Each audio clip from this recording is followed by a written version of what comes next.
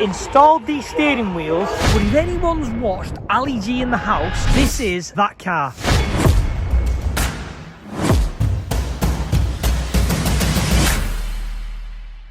So welcome to another video. 7 AM in the morning and we are at Max Power Reunion. I had to jump on the chance whilst no one's around to have a walk around Jamie Shaw's legendary Charisma Renault 5 Turbo, and we've had the opportunity to film Project Slam. So let's dive in, let's have a walk around and let's see what makes this so iconic.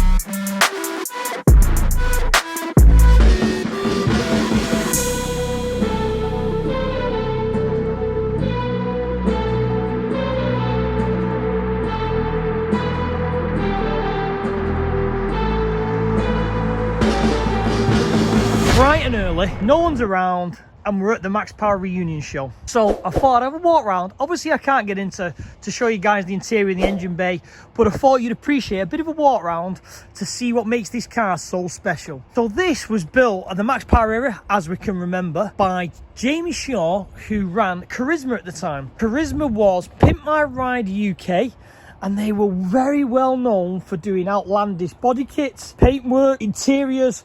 Now the interiors have always been second to none. I can't think of any other company that was better at doing interiors than Charisma at the time. So this was their kind of demo car. And what was interesting about this one was, it was every year it would come out in a new iteration of new tweaks, new this, new that. It was always something that was new and mind-blowing to see.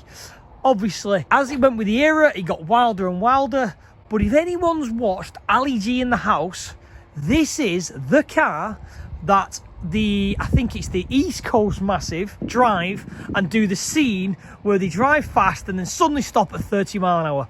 This is that car. So where do I start with this build? This goes back to probably early 2000s. It was a goal to make the most radical cars they could. And this was the most radical build at the time for Max Power. Now, talking to the new owner, he tells me that the car was donated from Vauxhall to the media company that owned Max Power due to some kind of discrepancy on VIN numbers or whatever it was, but it was donated, and this is why the build started. So Max Power then built this into what you see here today, the Project Slam. So this was a full custom body kit, all fiberglass, all custom made, all one-off.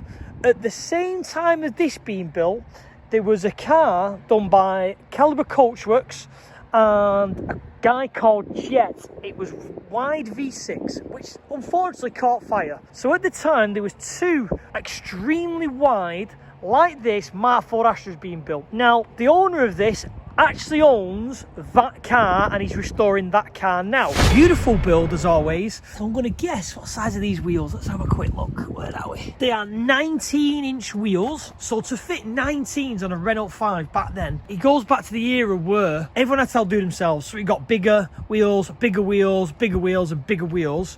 So 19s on a Renault 5 is massive. Again, the body kit, beautifully made and all one-off for this car. They did start selling some of these kits to other Renault 5s, but again, I think they were all saved for Charisma customers. It was all one-off. Every year there was slight changes. So I can remember the front bumper, and one year it never had these little pieces on the side, and then the side skirts were a lot smaller. It never had these intakes at the back. So every year it just changed and changed and changed. Another one was the bad boy bonnet was a big thing, and everyone had to have a bad boy bonnet back in the day. Giant intercooler on the Renault 5. Again, don't know whether it runs out. It was here before they arrived, but again, still in great condition. Other than, all I can find is Oh no, they're watermarks actually. I thought they were cracking the fiberglass. Single wiper conversion, that was another thing everyone had to have back in the day. That's what it was all about. DTM wing mirrors. And as you go around the back, I remember this being, you know, one of the years where they released this. They closed the window up with this metal piece in the middle and put this giant spoiler on. It was always to be innovating. So obviously to, you know, close the back window up with a centre post, it was something new, something different. Big aluminium like aerofoil, which went to these exhausts. But what's funny is they're probably only a 2-inch pipe on there with these giant exhausts. Look at the exhaust, and only some 2-inch little pipe. But again, it wasn't about performance. As I've said with other cars I've filmed, like Project Slam, it was all about the car being on stand, looking pretty, advertising the companies and showing what they could do. Let's dive into this one and tell you a little bit about it. It was all wide arch custom fiberglass. As you can see, it has 4 bike can exhausts.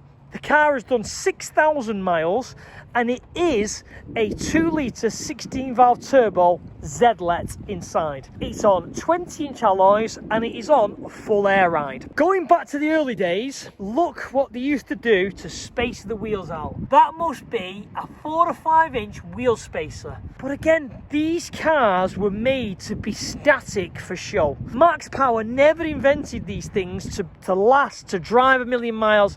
It was more to pull up and to show the magazine off and to show how in your face and blasé they could be. And to be honest, again, not to my taste, but the amount of man hours it must have taken to make the full body kit, all custom one-off, it was quite special back in the day. Sponsored by Maguire's at the time, now obviously owned by Workshop 504. If you go on Instagram, you can follow the full build. One thing that I do remember about this car, which was quite a big thing for us back in the day, was the local college near me in Tameside, Ashton-under-Lyne, was the college which painted this car. They flew over a guy from America to do the paintwork, and the reason being, it was very hard to blend the colour from front to rear without having a purpose join line. You know, where you can see where it's been blended a little bit and it's a little bit that way. It was absolutely perfectly blended front to rear, hence having the guy flown over to paint it at my local college at the time. So looking in the interior, as I said, Charisma and Jamie Shaw were the kings of leather interior. Look inside here, the door cards with the giant speakers, the telly in that side of the dash, the telly in that side of the dash. The steering wheels got stranger and stranger as the years went on, all the boost gauges, but the interior stitching, second to none. I think there's even a little telly in the back parcel shelf.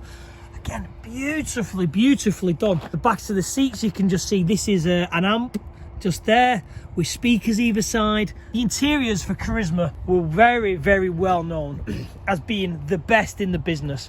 And I'm also hearing Jamie is coming back. He's starting Charisma up and he's going to jump on to do interiors and modifications again. Because as I said in the previous video, I think this era is slowly coming back.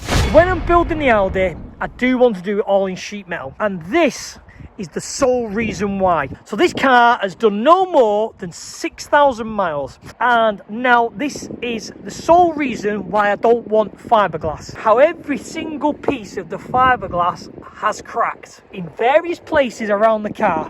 And it is starting to get tatty. You know, there's another piece there. It's starting to get tatty. And it's not what I want for my Audi build, so hence doing it all out sheet metal. But these were the problems with these extraordinary body kits of fiberglass. You'd have them all blended in, but then after probably a year or so, they would start cracking and start getting tatty.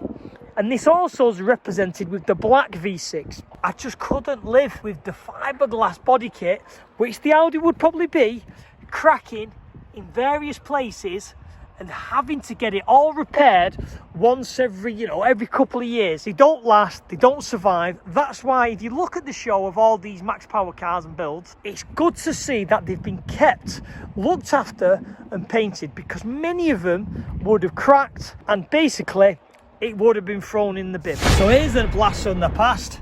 Forget your PlayStations. This has a Dreamcast Anyone remember one of them things? God, I remember playing, I think it was Knockout.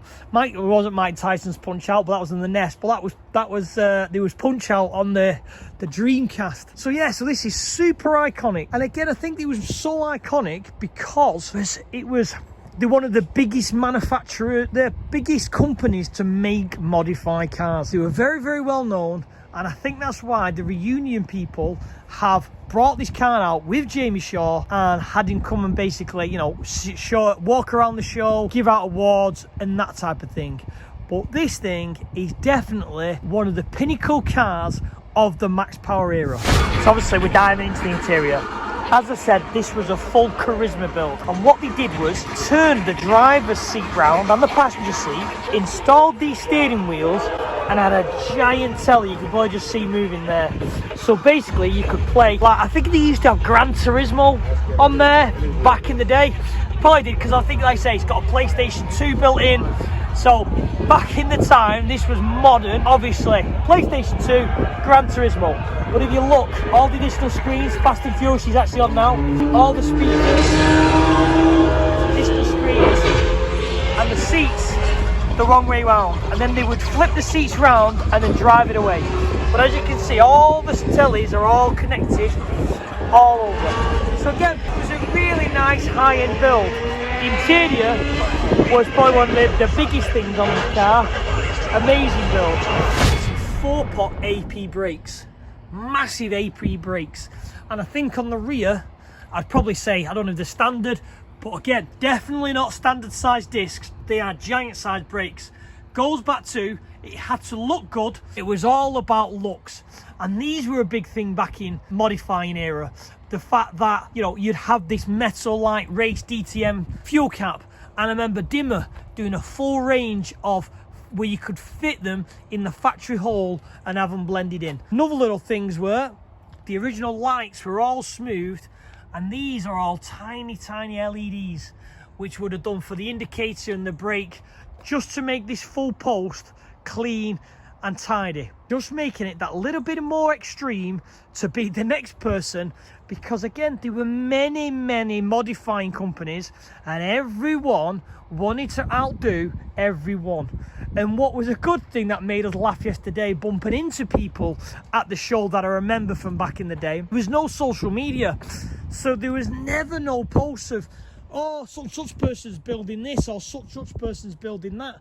There was never anything like that because there was no social media. So what would happen was, I think the show was Tracks in September. That was the last show of the year, and your car was kind of then done. And then over the winter till March, when Doncaster show would start, you would build your car and do something different to modify it for ready for the show. You turn up at Doncaster with your freshly built car with some little iteration, as I said previously, like this bit in the window, something different, and you would unveil it type of thing at Doncaster. That was always every year. The car ended up at the Haynes Museum because obviously the Max Power era was kind of fading out. It was kind of put in the museum to show what the Max Power era was, and that's where it kind of lived for X amount of years on display to the public, where they could sit inside, they could play on the games consoles and basically get the experience of it. Now, the new owners had to hound the Haynes Museum for 4 years to get this car. They're not allowed to disclose how much they paid for it, because I'd be very interested to see how much it is, but as part of purchasing the car, they had to sign a non-disclosure form. But again, put in the comments what you think this car would have fetched probably back in the day and what you would value it as today, because it'd be quite interesting to know. But that is Project Slam, which was sat in the Haynes Museum for probably now 5 to 10 years, pulled out, new owners who are slowly getting to restore this vehicle. So I'm going to sign this one off. Really nice to see Project Slam after all these years, because I used to see this at the shows when I used to take my cars to display at Max Power Live, Donny's show, all them types of things. So it's good to see that it's still alive. And I think I'd probably say I did see it at the Haynes Museum when it was on display there. Nice that Workshop 504 purchased this. They're bringing it back to life. They're keeping it out to show people. And they're going to restore wide V6 as well. So, we'll sign this one off. Thanks for watching. I'll see you on the next video.